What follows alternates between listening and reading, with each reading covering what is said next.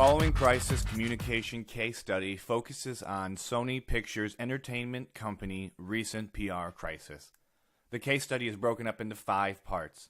Part 1 discusses the background information of Sony. Part 2 discusses the public and government's reaction to the crisis and the social media impact. Part 3 discusses the 4 stages of crisis management. Part 4 is the summary, and Part 5 is the reference page.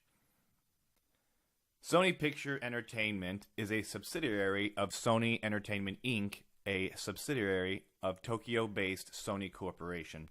SPE's global operations encompass motion picture production, acquisition and distribution, television production, acquisition and distribution, television networks, digital content creation and distribution, operation of studio facilities, and development of new entertainment products, services, and technology.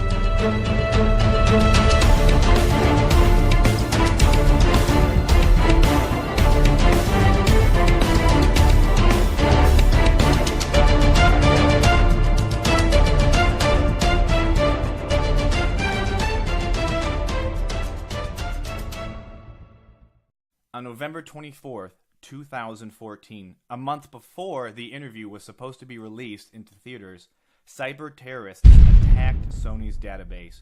Over 100 terabytes of personal information were taken, including the names of employees and affiliates of Sony, personal addresses, social security numbers, passport ID numbers, embarrassing emails between top executives and film producers, top employees' pay rates, and much more. They then used wiper malware to essentially destroy Sony's internal systems. Sony's systems went down for 2 days, to which Sony says most of their employees were forced to use personal email accounts, external hard drives, and even resort to paper and pencil for taking notes. And most decided to even work from home. The hacker group that took responsibility for the act calls themselves the Guardians of Peace, or GOP. The film called The Interview a satirical movie based on the assassination of North Korean leader Kim Jong-un.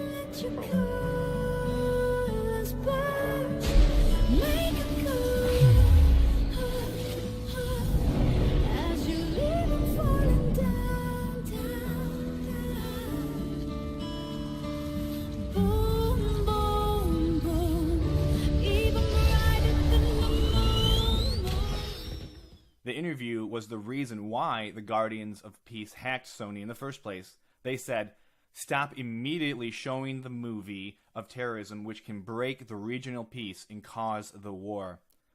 They believed that showing the interview would cause large international issues among several countries. The Guardians of Peace continued to threaten Sony and any movie theater that would be willing to show the movie with an attack having ramifications larger than 9/11. The hacker group stated that, "We've obtained all of your internal data, including your secrets and top secrets. If the studio didn't obey the hackers, they threatened to release the data to the world." Additionally, Anonymous, one of the most renowned hacking groups in the entire world, threatened Sony that if they did not show the movie, that they would launch further attacks on them as they have done in the past. So you have one hacker group stating that if you don't stop the film being released to the American public and to the world, we will attack your country greater than it was in 9/11. And then you have another hacking group called Anonymous saying that if they didn't release it, that they would hack Sony again as they did in the past. Sony was truly caught in an incredible crisis, not only involving their company, but potentially the welfare of the entire United States and possibly the world.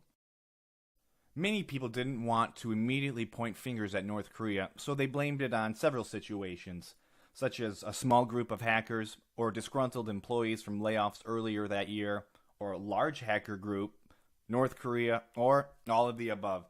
Upon the FBI's investigation further into the matter, they found traces of code associated with IP addresses and malware relating to past attacks from North Korea. Additionally, the tools used in former attacks from North Korea on South Korea had similar features as the attacks on Sony.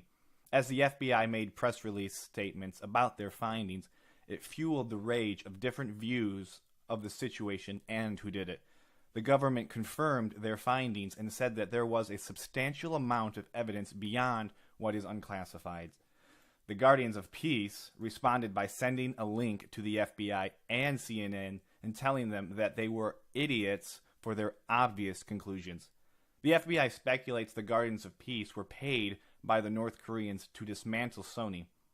David Kennedy, CEO of information security firm Trusted Sec, stated they were going to destroy the company. As information continued to leak and everyone was scrambling to solve the situation, Sony prospected that this attack was going to cost them an upwards of $75 million. When the information was leaked, the public started to share it and even started tweeting about it. Sony threatened Twitter with being held responsible for any sensitive data being tweeted. Sony proceeded to give its employees 12 months of identity protection gratis. On December 17th, Sony decided to retract the movie and not show it in theaters or release it to the public. The Guardians of Peace praised the response by saying that they were doing the right thing.